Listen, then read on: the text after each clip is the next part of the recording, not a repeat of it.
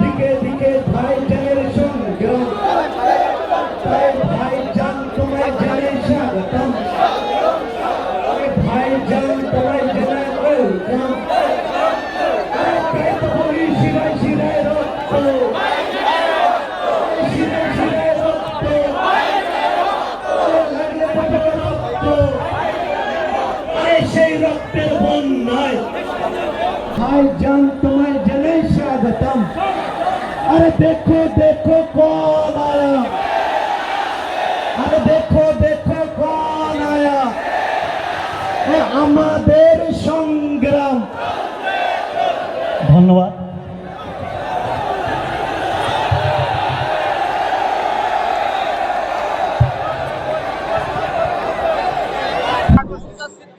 BJP দালাল বলে তাকে এটা না বললে অভিষেকের চাকরি থাকতো না তো। গোটা তৃণমূল দলটা চলছে মোদির আশীর্বাদে, মোদির টাকায়। এখন ওকে তো এটা বলতেই হবে, কেন নওশাদ ওদের ঘুম কেড়ে নিয়েছে, তার সঙ্গে আবার বামেরা যুক্ত হয়েছে, ওদের ঘাম ছুটে গেছে, তাই এই সমস্ত প্রলাপ বকছে। নন্দীগ্রামে সিপিএম প্রার্থী দিয়ে সিপিআই প্রার্থী দিয়েছে, আমি শুধু প্রার্থী দিয়ে বিজেপিকে সহযোগিতা করব।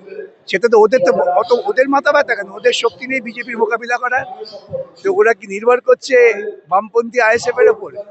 এটা তো ওদের পরাজিত হওয়ার স্বীকৃতি। ভাঙড়ের মঞ্চ থেকে আজকে বিষয়টা কি?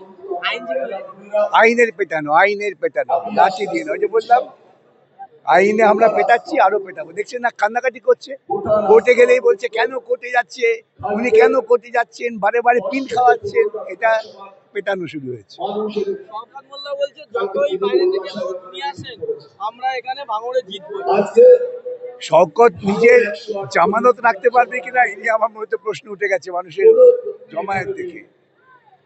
শওকত যদি গুন্ডামি করে তো তার পাল্টা হবে, এবং গুন্ডামি না করলে ওর জামানত রাখতে পারবে কি ভাঙড়ে? এটাই তো একটা প্রশ্ন।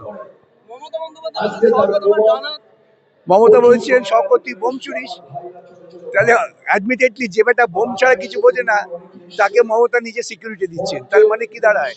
যে মমতা বোমবাজি ছাড়া কিছু বোঝে না। হাত ধরে তৃণমূল পশ্চিমবঙ্গের মানুষের সর্বনাশ করছে, বলবিরোধী ভাঙড়ে বলেছে, তলে তলে ভাজনকালে হয়েছে, সেই যুগের আলিপুরদুয়ার জলপাইগুড়ি কোচবিহার ভিক্টর চন্দ্রবাবু হয়েছে।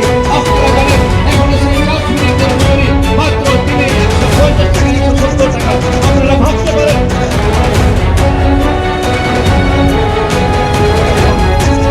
যাদের সময় আছে শুনে যাও, ঝালকা শ্যাম্পু মাথালো তার ভালো হয়ে যাবে।